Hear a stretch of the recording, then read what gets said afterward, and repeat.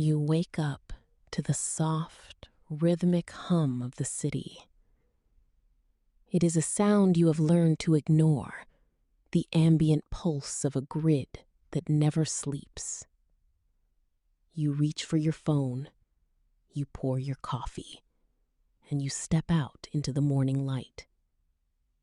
Everything feels normal. Everything feels like a choice. But somewhere, buried deep within a server farm humming in the desert, a series of complex equations is already calculating your day. It is analyzing the tremor in your gait, the dilation of your pupils as you pass a storefront, and the slight, almost imperceptible hesitation in your step as you pass an alleyway. Before you have even considered a thought, the machine has already mapped it.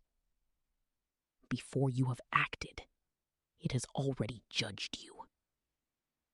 We are living in the era of the glass city, a place where privacy is a relic, and the future is no longer a mystery to be discovered, but a statistic to be managed.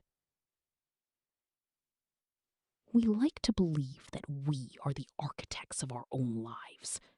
We cherish the idea of free will, that phantom spark that makes us human. We tell ourselves that our choices are ours alone, born from the depths of our consciousness, untethered and free. But what if that is the greatest lie we have ever told ourselves? What if your life is not a story you are writing, but a pre-recorded tape that the world is simply watching play out? In the shadows of Silicon Valley and the high security corridors of modern urban centers, a new kind of deity has been born. It does not speak in thunder or stone tablets. It speaks in binary. It is the predictive algorithm, the silent sentinel that watches over the populace with cold, unblinking eyes. It looks at the data points of your existence, your location history, your purchasing habits, your social media interactions, and it weaves them into a tapestry of probability. The chilling reality is that we are no longer being policed for what we have done. We are being profiled for what we might do. Imagine walking down a street and feeling the weight of an invisible hand on your shoulder.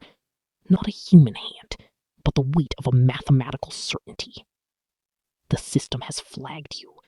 Perhaps it was the route you took, or the people you stood near, or the sudden spike in your heart rate detected by the wearable device on your wrist. The algorithm has decided that you are a variable of risk.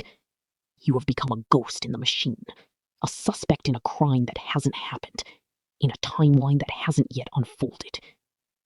This is not science fiction. This is the architecture of the 21st century. We have traded our autonomy for the promise of safety, and in doing so, we have built a cage made of light and logic. The glass city is transparent, but it is not honest. It hides the truth behind layers of proprietary code and bureaucratic silence. It tells us that it is here to protect us, to prevent the chaos of human nature from spilling over into the streets.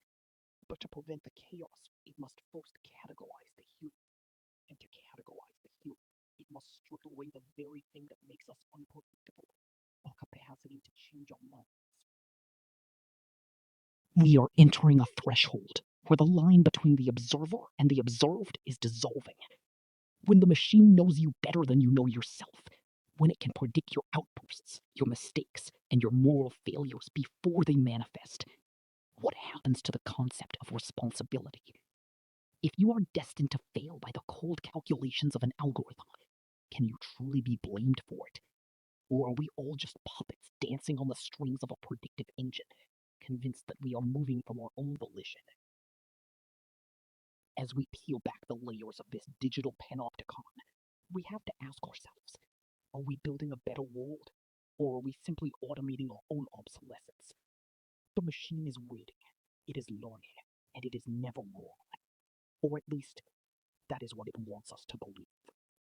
But the most dangerous thing about a machine that predicts the future is that it eventually begins to create it. And in this new world, the only thing more dangerous than a criminal is someone who is already seen as one. Imagine walking down a street where the architecture itself is watching you.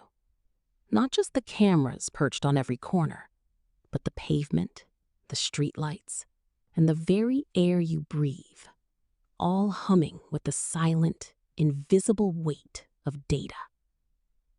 You aren't just a person moving through space. You are a sequence of inputs.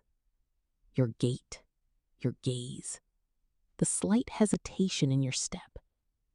They are all being logged, analyzed, and fed into a machine that thinks it knows your next move better than you do. We have moved beyond the age of the panopticon.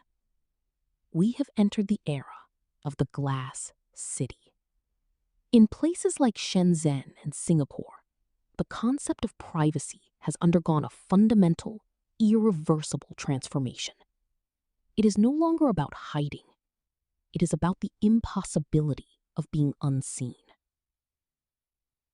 Here, the city isn't just a collection of steel and glass. It is a living, breathing neural network.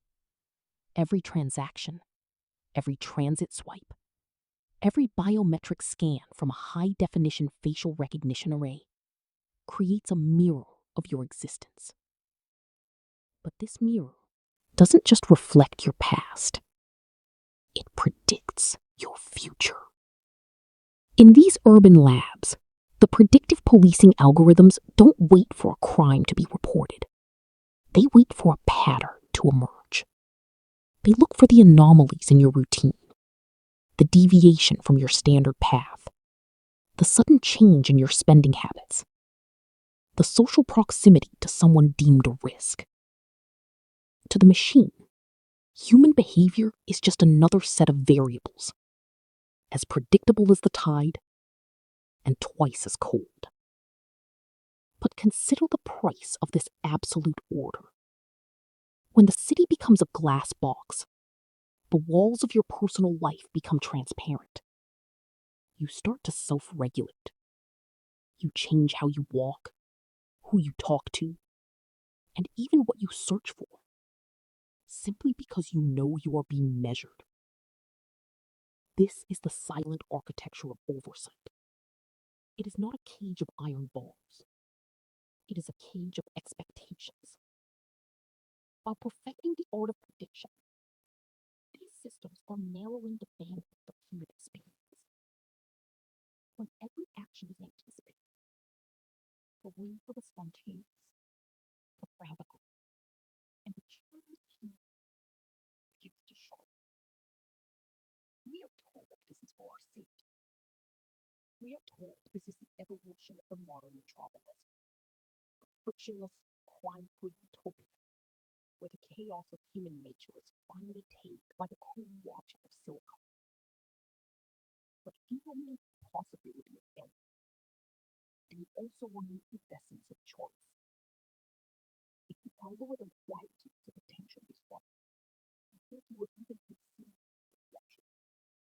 But the fact of the matter is, when in one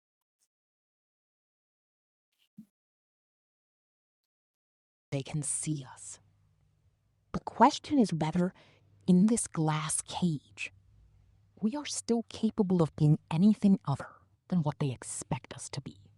Beneath the neon pulse of our modern cities lies a layer of reality that remains invisible to the naked eye. We walk through streets paved with sensors, beneath lenses that never blink, and through a digital ether saturated with our own history. We like to believe that our actions are our own, that every turn we take is a spark of spontaneous will. But in the quiet server rooms of Silicon Valley and the high-security command centers of law enforcement, you are not a person. You are a data point. You are a collection of probabilities waiting to be solved. The mechanism is deceptively simple. Imagine a map of your life, not drawn in ink, but in lines of code. Every transaction you make, every location you ping, every social connection you cultivate, it is all fed into a machine that does not care for your intentions, only for your trajectory. These predictive policing algorithms do not look for justice in the traditional sense. They look for patterns. They look for the moment your life aligns with a statistical anomaly that suggests, with mathematical coldness, that you are about to step off the path of the law. We have moved past the era of reacting to crime. We have entered the era of preemptive calculation. The human soul, once considered a sacred, unpredictable mystery, is being quantized. When an algorithm assigns you a risk score, it is effectively weaponizing your own history against your future. It strips away the nuance of human experience, the bad days, the sudden changes of heart, the capacity for redemption, and flattens them into a binary outcome. It suggests that you are not the author of your own story, but merely a character fulfilling a narrative arc that has already been computed. This is the ultimate erosion of spontaneity. If you know that your movements, your associations, and your digital footprint are being constantly weighed against a model of criminality, you begin to change. You walk differently. You speak with more caution. You self-censor not because you have something to hide, but because you fear the algorithm might misinterpret your life. We are creating a society where the mere possibility of dissent or deviation is treated as an active threat. The machine does not need to prove you have committed a crime. It only needs to show that you fit the profile of someone who might. This is the dark alchemy of big data. It takes the messy, vibrant, often chaotic reality of human existence and turns it into a sterile grid of variables. It turns the city into a laboratory and you into a specimen. The danger is not just that the technology might be wrong, but that it might be right.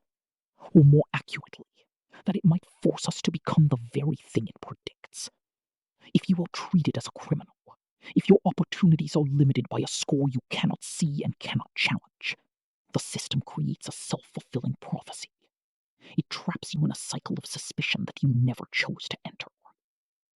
We are drifting toward a horizon where the concept of free will is relegated to a quaint, historical relic.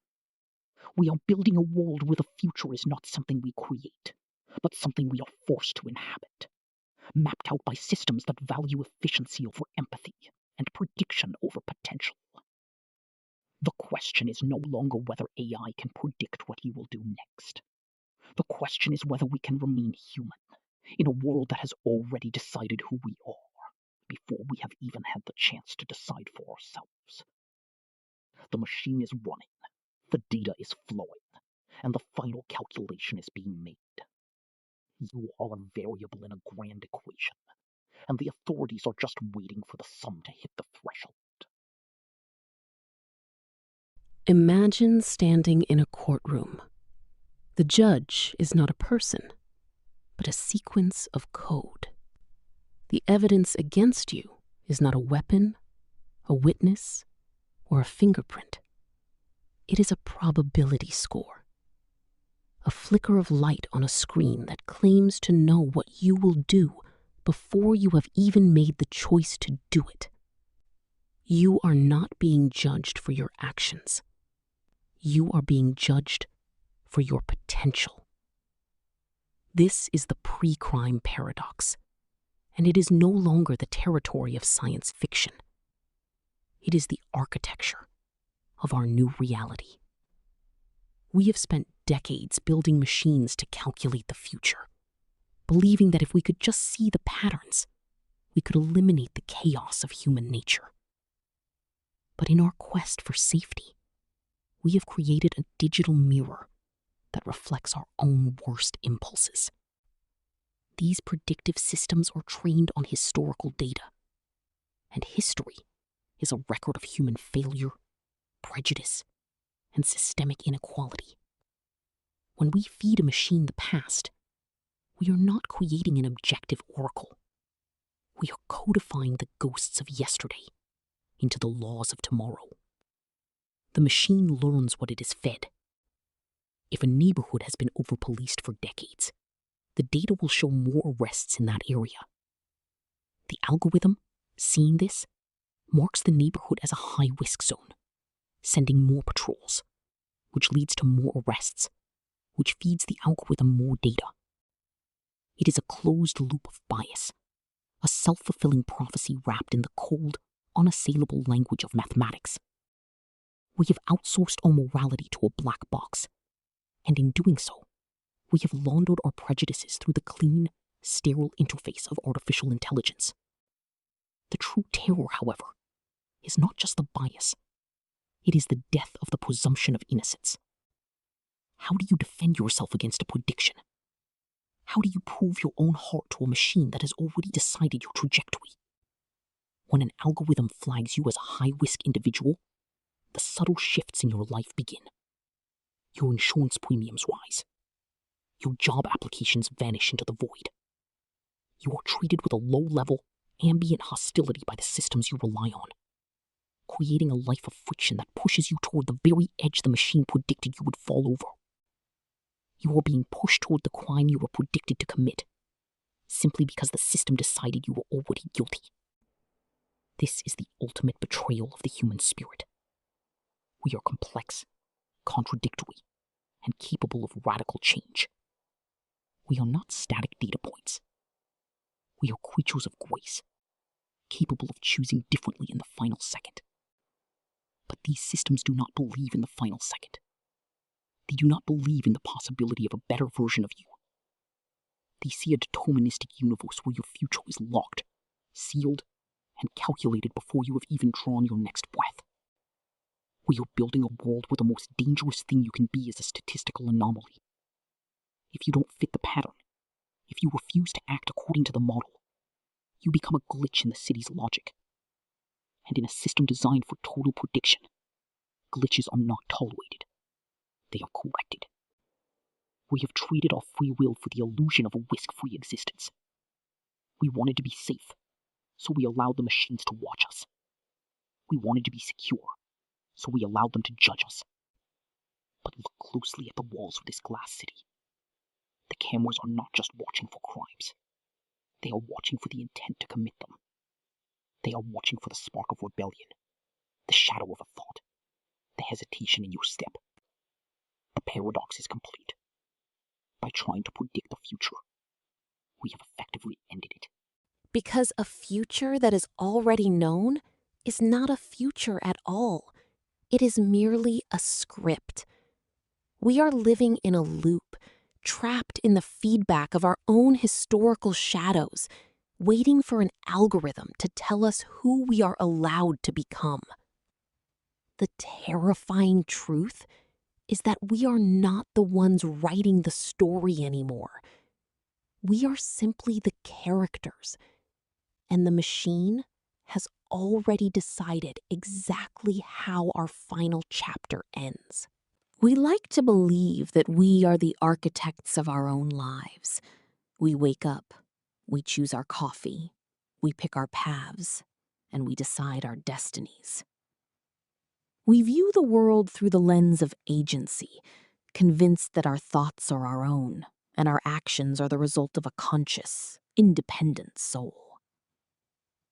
But what if that is merely a comforting fiction? What if the architecture of your life has already been drafted by an algorithm you can't see, running on hardware you don't own, predicting your next move before the neurons in your brain have even finished firing? Measured and clinical. We have spent this journey peering into the glass city, watching as predictive policing and behavioral analytics turn human existence into a series of data points. We have seen how the authorities track the digital crumbs we leave behind, mapping our deviations and calculating our potential for disruption. But the most chilling realization isn't that they are watching us. It is that they have stopped waiting for us to act. They are now intervening in the space between thought and deed, narrowing the horizon of what is possible until we are left with only one choice, the one the system expects us to make. Inquisitive, intellectual. If an AI can predict your future with 99% accuracy, does the remaining 1% even matter? If the system knows you will walk down a specific street, commit a specific error, or fall into a specific pattern of behavior, then your resistance is no longer a rebellion. It is merely a variable in the model. Darker, matter of fact. Your defiance is anticipated. Your unpredictability is mapped. When we live in a world where the future is treated as a solved equation, free will becomes an outdated operating system, a legacy feature that no longer serves a purpose in an automated society. Reflective and rhythmic. Consider the implications of a life lived in a feedback loop. When the algorithm suggests your music, your news, your partner, and your path, it is not just absolving your preferences, it is sculpting your consciousness. Emphasis. Firm. It is reinforcing the parameters of your personality until you become a predictable output of your own inputs. We are slowly being curated into versions of ourselves that are easier to govern, easier to sell to, and easier to monitor. We are losing the chaotic, messy, beautiful capacity for genuine spontaneity, the very thing that makes us human. Grand, cinematic, and somber. The panopticon is no longer a prison with bars and guards. It is a digital infrastructure woven into the fabric of our daily routines. It is the invisible hand of predictive modeling that steers us away from certain outcomes and toward others. We have traded our autonomy for convenience and our mystery for security. We have built a machine that knows us better than we know ourselves. And in that process, we have surrendered the most precious thing we possess, the ability to surprise the world. Urgent, philosophical, and steady. As we stand on the precipice of this new era, we have to ask ourselves what we are willing to save. If we continue to optimize our lives for safety and predictability, we might eventually build a world without crime, without chaos, and without struggle. But it will also be a world without growth, without discovery, and without the raw, unscripted potential of a human being who chooses their own way, regardless of the odds. Building tension, low and steady. The data is clear. The models are running. The glass city is awake. And while the system is busy calculating the trajectory of your next decade, you are left with a final, haunting question. Intimate, soft, direct to the listener. When you wake up tomorrow morning, will you be making a choice? Or will you simply be executing a line of code written long before you open your eyes? Look closely at the decisions you think are yours. Peel back the layers of your routine. And ask yourself if you are the one holding the pen, or if you are just a character in a story that has already been written. The future isn't coming. It has already arrived. And it is waiting to see what you do next.